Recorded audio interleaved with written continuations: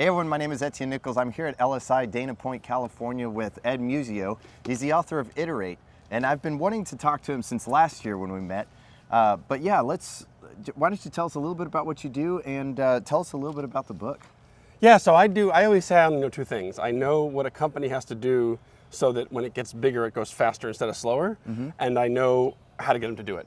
Okay. So the book is what they have to do. It's based on 70 years of research and experience, and it's a very simple set of behaviors that basically amount to when your management leadership get together, what they will normally do in North American type management, which is around the world at this point, is they will get together, they will look at a plan they made some time ago, and they will talk about the status. How's it going? And then they'll leave the meeting and they'll run around and try to do a bunch of work. So next time they can come back and say again, it's still going well. And every meeting is mostly 9-minute reports of how well it's going. What we know the best performing companies do is they get together and they look far in the future and they say, we're trying to go here in the future. And right now, hey boss, my piece is taking us over here. I suggest we do this thing today, take this action today to bring those two back into alignment. And so you get more decisions per cycle, more actions per cycle, and the whole company just gnaws its way to its goal. Iterate, that's why it's called Iterate. Right. And that's what they have to do. You have a video, you have one of the chapters of your book, or one of the sub-chapters, I guess, is called The Story of Alice, where you talk about the different management style, or I guess you exemplify this, right. How Max, the manager, he has his overall plan, or the 3 points that he's trying to accomplish, and these 3 different managers, or maybe departments, I don't know exactly, you maybe elaborate, they have their piece of that they're trying to accomplish, but all of it points back up to his plan. And so can you elaborate on how that works in real life? Versus maybe what you're saying at the beginning in the contrast, where we have one plan, we're all sort of trying to work on it, but maybe it's not as defined as what part we're each right. So there's on. a bunch of stuff you can unpack from that, and that, by the way, that video is a really good one. I think that's the best video. If you want to know what the Iterate book is, like, don't read the book. I didn't say that. Read the book. But in addition to or before, and go watch time out the video. too. Yeah. He gives these away for free At the conference. At the conference. Yeah. Not coming to the conference. Honestly, call me. I'll I'll give you one. Really, it's okay. But go ahead. So that video is on iteratenow.com. You scroll down and look for See It in Action. And what I love about that video is there's not a word of terminology in it. It just talks about, here's a person running a group, here's someone that works for that person, and they're doing things. And what you see in that is all the different pieces. So you see, like you said, everyone on the group is working toward the higher level goal, not their own goal. So, typical management, you and I are peers, we have a boss. Our boss gave you goals and me goals, and basically tells us collaborate while you work on your own stuff. But that's going to create silos. In iterative management, your boss says, no, you and I, Etienne, Ed, you guys, you're working on my thing together. You have your part, and so we're looking up. So that's part of it. Another part of it is when we see an issue coming in the future, like I said, we make a decision and we take an action based on that higher level goal. So I may come along and say, I think I want some of his resources, and that's not weird or offensive to you. That's just a thing we know that we do because we're each carrying a piece of the bigger whole. So actually, if you thought I was behind, you'd push resources to me because you and I succeed or fail together. Right. And that's different than, we're going to bonus you on your goals and bonus me on my goals, and then we tell us two to work together. But you and I both know, work together is secondary, right? So that's a big part of what we're doing is we're saying work together, decide together, and look forward so that you're taking actions for the higher level. And that's the higher level, whatever level you're at. If it's the CEO staff, fine. If it's 1 level down, 2 levels down, we're always working to the higher level of that team. If you were to look at this if you were to tell me about this, and maybe there's some things my team doesn't do that line up with this, when you've worked with teams before, how would you say, what are the obstacles that prevent somebody from working like this? Why would you not want to do this? I mean, it seems like, what are the objections and how do you meet those? Well, that kind of gets into the second thing I know, which is how to get teams to do it, right? So, So you read the book and now you know what. And it would not be weird for someone to read the book and go, we want to do this, and then give it to their team and they all go, yeah, we're going to do it. And then even take a 1-day class and they'll be like, we didn't do it.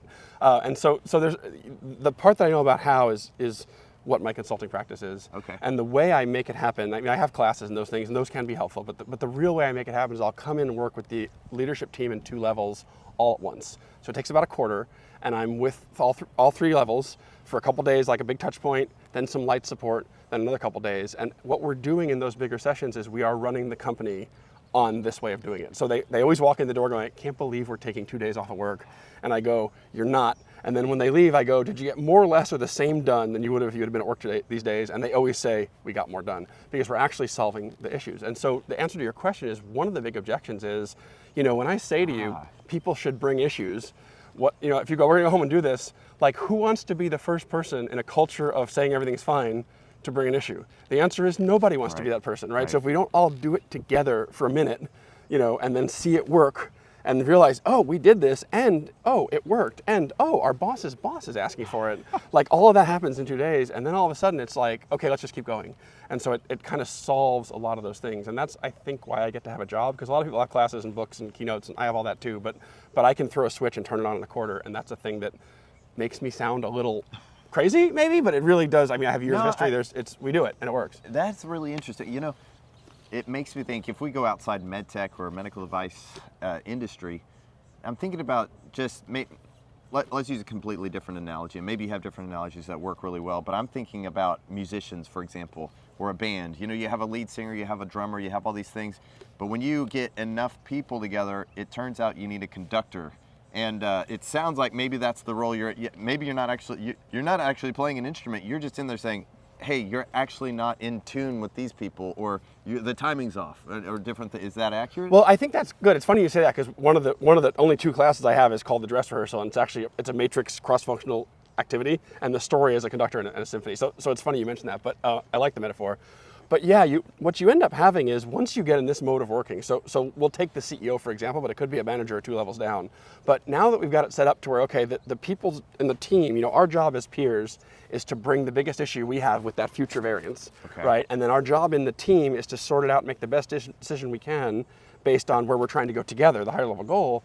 Then what is the job of the person leading that meeting? Well, whether it's the CEO or next level down, that person's job becomes to run the best, most effective session of raising and solving problems. So they pick the most important problems. You know, if I go to the CEO one-on-one and I go, hey, I want these resources from Etienne because he goes, I'll help you tee that up in the meeting. But that's a group decision, not an individual one. I'm not gonna give you his resources one-on-one. By the way, this happens sometimes, right? The boss goes, okay, here's a little bit, and then you run to him next time, and that poor CEO now has the job forever of, you know, quarreling children. I want it, right? So you go, no, goes in front of the group, we do it in front of the group. But there's a piece of work to say, well, let me show you, Ed, how to tee this up for the group.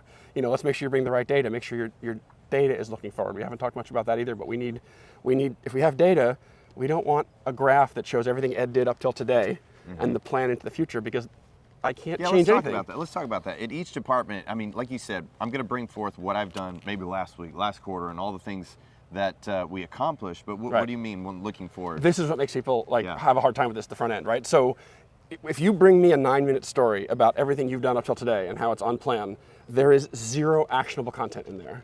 History has happened, right? Now maybe you could say we learned something for the future. That's fine. I'm not saying don't ever talk about it, but there is nothing actionable. So what we require in both the issue raising and if there's any graphs, what the graphs look like, is it's fine if you have those, here's what we did today and here's the plan and here's the plan going into the future, but we need you to have a second line on the graph, so to speak, and it can look very different than a line, but the graph needs to show not only what the plan or resource or what the expectation was, but also sitting here today, Etienne, what do you think is going to happen? And if those 2 things are different in the future, that's the conversation. And if those 2 things are not different in the future, then there's no conversation. So I don't need 9 minutes from you on all the things that are on track.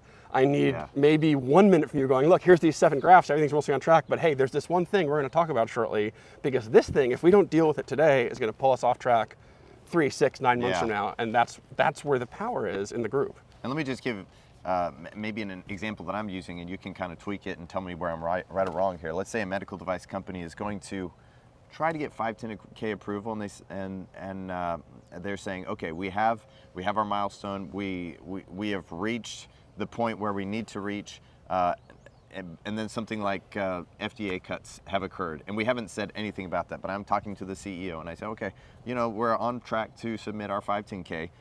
In my mind, I'm thinking they're probably not going to review it for a long time. However, because maybe these things, and this is pure speculation, I'm not telling that part of the timeline.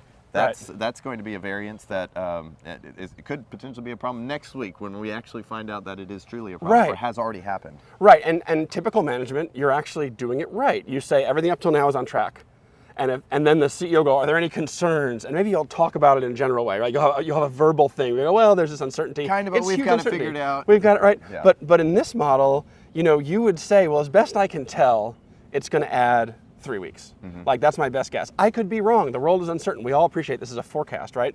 But I'm saying right now, I think we're seeing a 3-week push. And MedTech is a very cross-functional role, which is why my stuff makes sense here, because that 3-week push affects manufacturing. It might affect R&D. It probably has implications into quality, right? All these different places are impacted. And so by you coming into that CEO staff 3 weeks early and saying, I think this may push, that gives you not only time to have a conversation in that hour about what would we do about this, but it actually gives you time for the CEO or the leader of that meeting to say, okay, Etienne, R&D person, manufacturing person, go off in a week. In the next week, you're going to come back with a report. Spend a week and spend a couple hours together and make an alternate plan. So now next week, now you're week 1 into the potential 3-week slip. Now you've got an alternate plan of what you might do if this happens. You also have 1 more week of information to say, oh, actually, it's going to be a 5-week slip, or no, it's like a 2-week slip, right? So raising the issue early gives you the gift of time to start to plan around it, because you can't proactively plan for every problem you might encounter, but you sure can plan for the most likely ones that are coming up. And the difference between having that 3-week planning period versus you coming to staff 3 weeks from now and going, well, it slipped, now what, right? That's the difference between typical management and iterative management. Now I know that makes total sense, and I'm with you on that. If I were a company out there, I might think, okay, there's a couple options. Obviously, I could utilize you, and you could come in, be the conductor of the symphony for a couple days, and help us figure this out. I've got 2 questions. What if I'm not able to do that? How can a company get started? I know that's kind of difficult because, well, I can't guarantee it persists. You know, the effects persist. But what do you recommend for companies who are? Yeah, if you're so first of all, I'm not the conductor. It's still the people running it. They still run it. I just nudge them. So just to be clear, I don't run it for the CEO. Sure. I don't know what's going on. I mean, in a very general way, I do. But that makes sense. Yeah, so you know that bigger sort of what I call the accelerator makes sense if you're at least 25 to 50 people in the leadership team. You know, at least 20. And if you need to make a very fast change, and if you really understand that, hey, this is going to change kind of the trajectory of how we do things and be scalable for us. Mm-hmm. But if you're like, let's say you're a company of 6 people right now, right? Or 10 people, get the book and read it and start to work that way. And if you work that way, like you could never meet me and work this way. I didn't make this up. This is like 70 years of empirical research summarized. So I can tell you, like if you work this way, you will be in the top 15% or so performers. You will run circles around your competitors. You will be faster and more predictable delivering results to investors or the board or whoever wants your results, your customers. So you can start anywhere. And then I do have classes and things that if you say, well, we just want to spend a day talking about it, we think we mostly do this. Because again, I didn't invent this. A lot of companies are doing pieces of this. Yeah. And what I find is if they're doing a lot of it, we do a half day or a 1-day training and they go, oh, that's the piece we need, and they go do it. And what's the piece of this that you think is the least utilized? I think it depends on culture. I've done this in different places around the world, and I think, I'll give you a couple of examples. So one of the pieces is, we talked about this, we succeed or fail together, right? Mm-hmm. So you can't get your goals if I don't get mine. Yeah. US, North America, we don't like that. We want to be cowboys. I want to get my stuff. I don't have to check with my peer on what I'm doing, right? So you go to Asia, and they're like, yeah, of course, we succeed or fail together. And then I go, if you have an issue and a conflict, you have to raise it, and you have to have a difficult conversation about it. And they go, don't want to do that, right? And so then I go to Israel, and I go, if you have a conflict, you have to raise it. And they go, no problem. And then I say, and then after you decide as a group, everyone does the decision, even if they disagree with it. And Israel goes, wait, what? So it's sort of, I think every culture has different strengths or different sort of tendencies. And then I think under that, every company has different strengths and tendencies. Right. So I don't know going in, where the issues will be, but those are the ones I just mentioned are some of the ones where they can trip you up. And you can see why if you go the other way, you fall back into silos and competition that doesn't really help you. Yeah, okay. One other thing I wanted to ask about is when it comes to building that overarching plan. So going back to the example with the story about Alice, for example, Max, the major, the top, I guess, in the hierarchy has his different key objectives that he's trying to accomplish, and then everybody has a piece of that. It seems like that could potentially be difficult to break apart in a equal way. I mean, when I look at the diagram that's kind of drawn, it's 33% each. It's a cartoon, yeah. But real life doesn't work that way. Not at all. How does that work in practical terms, and how do you break that down, or do you have any recommendations or thoughts around that? Well, I mean, everybody carries their piece of the bigger whole. Sure. In my cartoon, I believe there's 3 of them, and each of them have the same number of direct reports. Like no organization in the world looks like that, right? Right. So the R&D probably has a bigger organization than regulatory.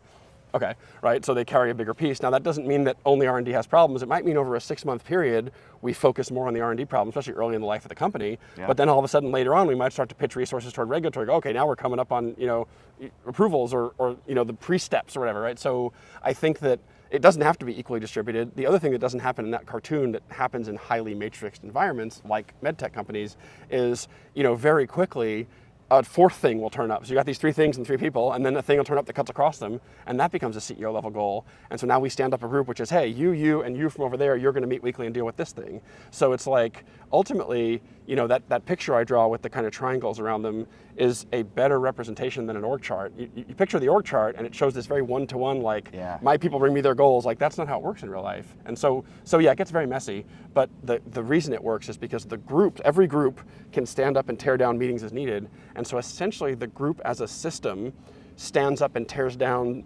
the pieces of the system it needs, as opposed to someone trying to sit with a spreadsheet and figure out, it's a matrix, it's these meetings and these meetings and this meeting, because that just does not work. It's too complicated. So it is a system. I mean, it really is. I totally get where you're coming from, because if I have maybe one person reporting to me, that guy has 5 people reporting to him, I know what the overarching goal is. I know what I can accomplish. Right. And so you talk about raising those concerns, and cross-culturally, obviously, I like that you mentioned it's going to be dependent on every company, every person, a total aside, but when you think about culture, there's this generalized culture things, then there's the company culture, then there's the culture you bring to the table, everybody has their own. Right. All of those things make things a mashup, and I like the examples you use. But when I go back to that bigger piece of the pie, it's now incumbent on me to actually raise those issues. I don't think I can accomplish the part that I am expected to accomplish with my resources. And then you talk about that shifting of resources and allocation and so on. And this is the thing about the way I do it as a system change is it would be very easy to go, Etienne, you better raise your issues or you're in trouble, right? And that's how it's like everyone's an individual. But when you get the system doing it, one of the other videos on iteratenow.com is actually, what does it mean to iterate? And it talks about the parallel between a person walking to their car across the parking lot and an organization. So it's like the person is a system, the organization is a system. And if we get the system like habituated, right? Like if you're walking to the car and you're smoking, that's a habit. Now you can change that habit, but the most effective way is not to go, I shouldn't be smoking, right? That's not how you change it, right? You have to change the system. And so once we get it to where it's normalized and not weird for you to raise issues, now you're going to raise issues. It's not like weird anymore. It's just a thing we do here. And the company culture will overrule what people bring in. It will overrule the local culture if it's clear and strong and, hey, this is how we work here. If you're here, you work this way. And people like it because it's clarity. So it's not even that hard versus saying, why didn't you tell me sooner? And the answer is because I'm supposed to hide things even though you don't say that, right? That's how it works in so many companies. No, that's a really good call out. And it's something we don't really, like you said, we don't face consciously sometimes. So any last piece of advice that you have for companies out there who are, maybe let's talk about early stage versus later. Actually, let's just explore that just very quickly. What would you say some of the early stage companies have issues with versus a more established company? I'm sure they've got similarities but differences. They are different. I think that one of the best pieces of advice I can give to an early stage company is if you're past 3 people, like if you've got enough where it's like 5 or 6 people and we have to make a decision together, be clear on who the decider is and be very clear about not taking a vote. Democratic decision-making, voting in business meeting context produces irrational results. And the reason is, if I come in as the leader and I go, how are you going to vote? All of the work around decision-making that's been done, for decades in sociology is groups of strangers in university. They put them together, they solve a problem, kick them out, right? Storming, norming, forming, all that. Managers and leaders are not strangers. Like Etienne and Ed, we have a history, we have a future. And so if we know he's going to vote where we vote, you and I will start trading votes. Because we like each other, because we don't like each other, because I see a big thing coming up. And so immediately that shifts the focus away from information toward politicking. And all of a sudden the CEO in this story is no longer making decisions based on the best information. He's making decisions based on what horse trading we did of who wants what vote. So small size, best advice, start with, we know who the decider is. The decider will listen and learn as much as he or she can about what's going on. And then the decider will say, based on my experience and what you've taught me, this is my best decision. Here's why. And now we're all going to do this and hold everybody accountable to doing it. And if it doesn't work, we'll change it. but you're not allowed to not do it. And that can start very small. Yeah, that's really good advice. That's kind of profound. And actually, the comparison of what happens in academics and the studies where they bring in strangers, that's really good to juxtapose that with what happens in companies, because the politicking is very real. I've seen that a lot. Yeah. What about what about a commercial company? I'm sure there's very similar things, but are there other things that maybe it makes sense to focus on early on? So now let's say we're at a big enough size, 30, 50 people, like we've got levels, right? So now we've got a CEO staff where the people coming in are managing other people, and maybe even some of those people are managing other people. So now what do we need to do? Well, now we have to keep doing the decision making, like we said, but now we need to add in the one thing I can tell you to watch for at that size is just watch what happens in your meeting.